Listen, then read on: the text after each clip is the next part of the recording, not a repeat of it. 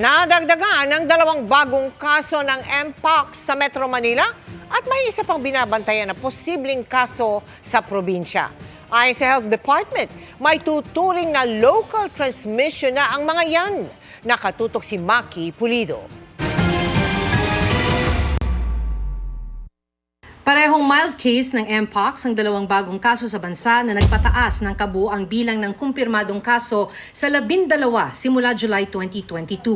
Ang Mpox case number 11 ay 37 years old na lalaking taga Metro Manila at nakakonfine sa isang public hospital. Noong August 20, unang napansin ang kanyang mga sintomas, rashes sa halos buong katawan kaya't nagpatingin sa doktor.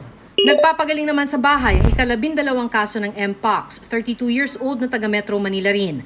Unang napansin ang kanyang mga sintomas noong August 14. Malakas naman ang pangangatawan at nakakover naman yung lesions. Pinayagang makauwi at sa bahay siya nagsistay at home for the rest of the isolation period. Parehong may intimate skin-to-skin contact ang 2 bagong kaso ng Mpox sa bansa. Si Mpox case number 10 naman, gumagaling na raw pero hindi pa lang ma-discharge sa ospital dahil may ibang kondisyong medikal.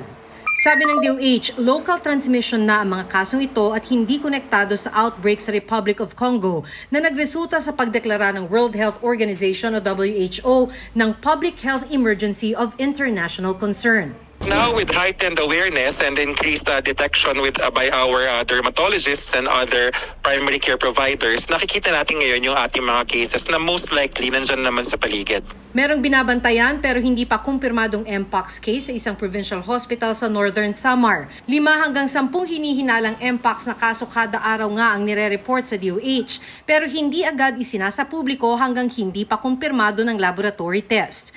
Intimate skin-to-skin contact o balat sa balat ang hawaan sa Mpox ayon sa DOH. Kung daplis lang, halimbawa handshake at wala namang lesions, may tuturing itong low risk, kailangan lang mag-alkohol at maghugas ng kamay. Kung matagal ang skin contact, medium to high risk na ito.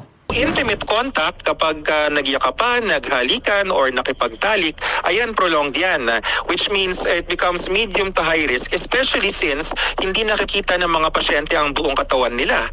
Maaaring sa harapan ay walang nakikitang butlig, pero yung pala, dun sa likod or sa bandang ari ay meron. Pag nagkaroon ng sexual contact na prolonged, high risk na yon. Para maiwasang magka-Mpox, payo ng DOH sa mga commuter o pupunta sa mga siksikang lugar, mag-face mask at magsuot ng long sleeves at pantalon para maiwasan ng skin contact. Prioridad ng WHO na mabigyan ng Mpox vaccine ang Congo kung saan may outbreak, pero humiling na rin ang Pilipinas ng 2,000 dose ng bakuna. Hindi ito pang general vaccination. Prioridad ay frontliners, partikular mga dermatologist. Sunod ang key population na tutukuyin pa ng DOH. Para sa GMA Integrated News, Maki Pulido, nakatutok 24 oras.